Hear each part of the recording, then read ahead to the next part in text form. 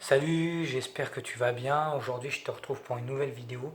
Le sujet de la vidéo aujourd'hui s'adresse surtout aux nouveaux convertis, à tous les nouveaux, toutes les nouvelles personnes qui se sont reconverties à Jésus, qui ont donné leur vie à Jésus, qui ont accepté Jésus dans leur vie comme étant leur sauveur, leur messie, leur rédempteur.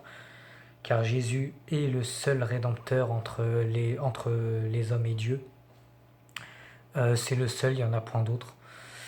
Donc ce sujet de cette vidéo, c'est pour te dire évidemment à toi et puis à tous les chrétiens partout dans le monde, les authentiques chrétiens. Je parle pas des chrétiens tièdes qui prient, qui prient juste quand ils en ont besoin pour n'importe quel truc de la vie quotidienne, la vie quotidienne. Non, je parle pas de ceux-là ou juste ceux qui vont à la messe le dimanche et après ils vont aller recommencer leur vie. À vivre comme le monde. Non, je parle pas de ça. Je parle de ceux qui ont soif, ceux qui ont soif pour Jésus, ceux qui ont donné leur vie à Christ, qui se sont repentis de leurs péchés, qui ont décidé de changer leur vie drastiquement, qui ont accepté d'avoir une vie saine et pure, selon la volonté de Dieu, bien sûr, mais je ne juge personne, d'accord. Donc c'est pour te dire aussi dans ce temps de confinement, courage. Courage. Je suppose qu'on a tous entendu Macron dire que le confinement pourrait se terminer le 11 mai 2020. Ok, pas de souci, mais ça c'est très important parce qu'il faut rester ferme, il faut rester accroché à Jésus, surtout pendant le temps qui nous reste, car le temps que nous a accordé Dieu à chacun pour rebâtir une relation sérieuse avec lui, pour accepter Christ, pour ceux qui se sont éloignés de Jésus, se rapprocher de lui à nouveau, pour ceux qui ne croyaient pas en Jésus, qui n'acceptaient pas Jésus avant, ça leur a permis à ces personnes-là de se rapprocher de Jésus. Super, franchement, gloire à Dieu, tant mieux. Vous avez fait le meilleur choix pour votre vie, mais aussi pour votre éternité. Et pour ceux qui n'ont pas, malheureusement pas encore fait, j'ai confiance en Jésus. Ça vous arrivera un moment ou un autre. Ça vous arrivera un moment ou un autre parce qu'il y a ceux qui sont déterminés à ne pas y croire. Mais il y en a quand même. La petite graine qu'il y a dans la tête et dans le cœur, là, ça commence petit à petit à grandir. Ça commence vraiment à se cultiver. Le Saint-Esprit est vraiment rentré en vous. Ça va commencer même après le coronavirus. Mais c'est ça que je voulais dire. Même après le coronavirus, faudra rester motivé. Faudra pas se laisser endormir parce que voilà, la vie va repartir. Je vais pas dire reprendre parce que plus rien ne sera comme avant. Je vais dire la vie va repartir, va recommencer petit à petit. Et c'est là le piège. C'est pas parce que la vie va reprendre qu'on va pouvoir recommencer à sortir, aller au ciné, aller au restaurant ou je sais pas, aller faire les magasins qu'il va falloir refaire passer Dieu au second plan. Pas du tout. Ah non, non, non, non, non, non. Il faudra toujours garder la volonté du Seigneur au premier plan dans notre vie. Toujours. Même après le confinement. C'est très important. Toujours faudra faire ça. Faut pas se laisser aller. Faut pas se laisser endormir. Faut rester comme des vierges sages. Alors, vierges sages et il y a des vierges folles. C'est quoi les vierges sages? Spirituellement parlant, et ça c'est les personnes qui spirituellement connaissent, ils connaissent Dieu, ils connaissent Jésus, ils connaissent la parole de Dieu, ils vont comprendre. Être une vierge sage, c'est tout simplement la sagesse. Rester sage, continuer à méditer la parole de Dieu, continuer à prier, continuer à étudier la Bible, continuer à jeûner.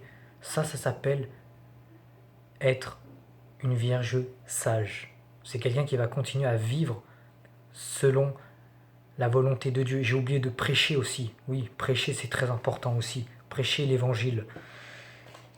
Et une vierge folle, c'est quelqu'un qui préfère vivre selon le monde, quoi.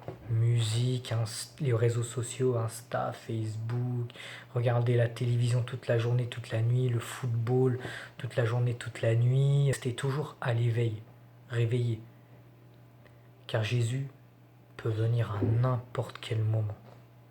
Alors évidemment, on le sait déjà, tant que l'apostasie ne sera pas encore bien présente, l'apostasie, hein, c'est surtout les chrétiens, ça concerne surtout les chrétiens, l'apostasie, quand certains chrétiens vont malheureusement dire « Oh, c'est trop dur, c'est trop compliqué, c'est trop prise de tête, la vie en Christ et tout, c'est trop difficile d'être éloigné de sa famille, rejeté de sa famille, de ses amis, ne plus pouvoir draguer les filles, draguer les hommes, faire ce qu'on veut.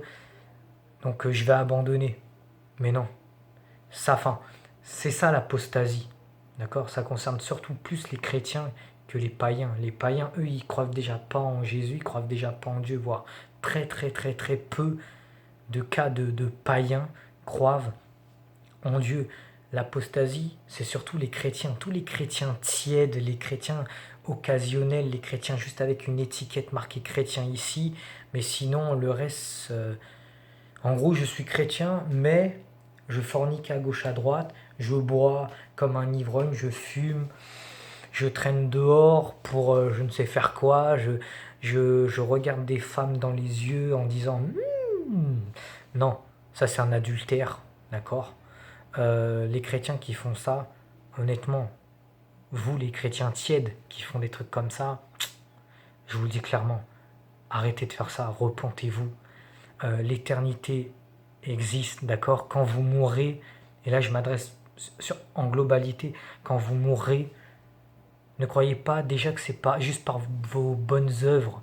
Genre ouais, j'ai tué personne, j'ai violé personne, vous allez monter au ciel. Non, non, non, non.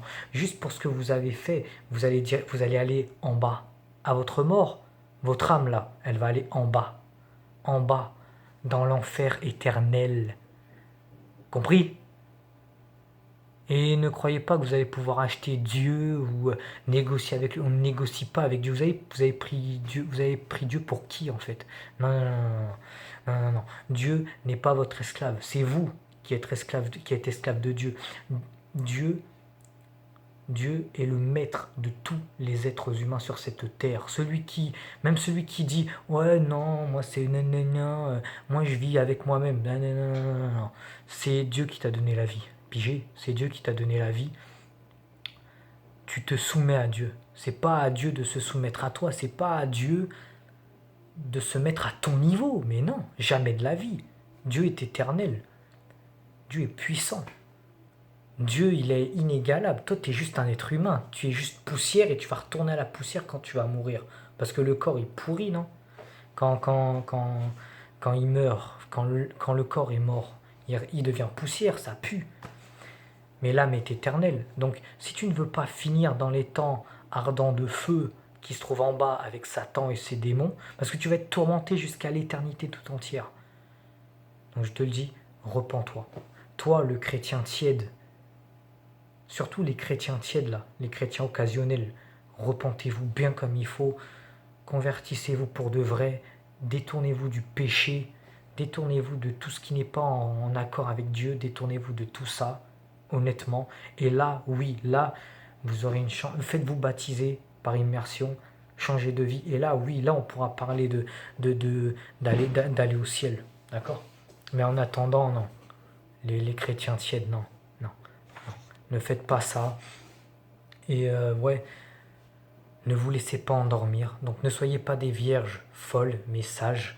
Ne vous laissez pas endormir. Parce que l'endormissement spirituel, c'est justement ce que j'ai dit. Arrêtez de faire des œuvres de Dieu et faire des œuvres du monde, quoi. Les œuvres du monde, c'est quoi? C'est regarder des films. C'est tout ce qu'on fait au quotidien, en fait. Alors que l'œuvre de Dieu, c'est quoi? C'est méditer la parole de la Bible, étudier la Bible, lire la Bible quotidiennement, prier, faire des jeûnes, louer le Seigneur, c'est tout ça, les œuvres de Dieu. Prêcher l'évangile aussi. Hein? Donc franchement, soyez comme ça, courage. Là, le confinement est en train de se terminer petit à petit. On n'a pas besoin de regarder les infos forcément pour savoir ça.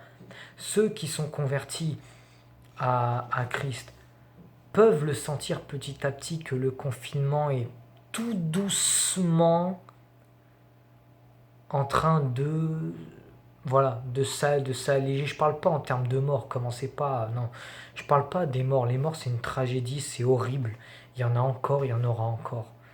Je parle juste du confinement là, je parle pas du coronavirus, je parle juste du confinement. Petit à petit on arrive au déconfinement, petit à petit on arrive à un point où la vie va recommencer. Donc en gros, petit à petit, ça va prendre des semaines, des mois et des mois et des mois, mais tout va commencer à repartir. Les restaurants vont réouvrir, les ciné aussi, le travail, bientôt le télétravail, tout le monde va repartir au boulot, les enfants à l'école, même si c'est pas pour maintenant, d'accord, calmez-vous. Les mauvaises langues qui vont commencer à dire ouais mais déjà de un les écoles vont pas ouvrir tout de suite, nanani, nanana. Écoutez bien la vidéo, écoutez bien mes mots et après vous allez me dire quelque chose. Et donc aussi très important, faites gaffe à tous mes frères et sœurs en Christ. Tous les nouveaux convertis, même toi, même si là, en regardant ma vidéo, tu as accepté Jésus dans ta vie, t'es un frère ou une sœur en Christ. D'accord? Ne vous laissez pas séduire. Ne vous laissez surtout pas séduire. Parce qu'il y a beaucoup de... Surtout par les médias, surtout par les infos. Ne laissez pas la peur gagner votre cœur. Parce que rappelez-vous, la peur ne vient pas de Dieu, d'accord? Tout ce qui vient du diable, du royaume des ténèbres, là, ça, faut jeter. Faut refouler ça, faut pousser. Voilà, ça c'est pas pour nous. La peur, c'est pour ceux qui n'ont pas Jésus dans leur vie. Eux, ils auront des problèmes. Nous, non. Nous, on est clean, on est serein. On a toute notre confiance en Jésus-Christ, Yeshua, l'agneau de Dieu, Seigneur des seigneurs, roi des rois, qui est mort à la croix pour chacun d'entre nous.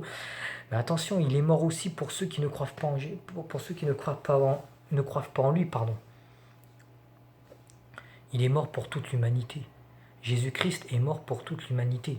Il est mort pour toutes les personnes, pour tous les êtres humains, les hommes, les femmes, les enfants, les puissants, les pauvres, les riches. Il est mort pour tout l'être humain, toute l'humanité entière.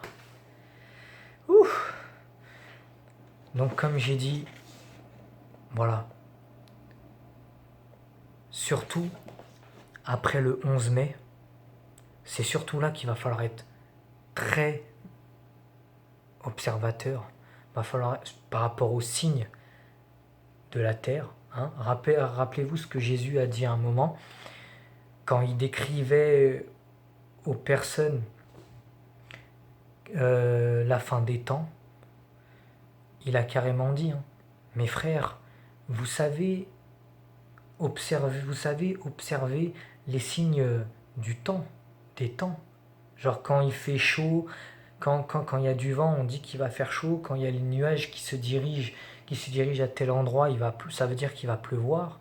Mais vous ne savez pas regarder les signes de la fin des temps. Il faudra surtout être très observateur après le 11 mai, vis-à-vis de les signes de la fin des temps. Ok, il y a le coronavirus, il y a eu tout ça, mais on sait très bien qu'il y aura encore pire qui va arriver après. Il y aura encore pire qui va arriver après, il faudra être extrêmement prudent.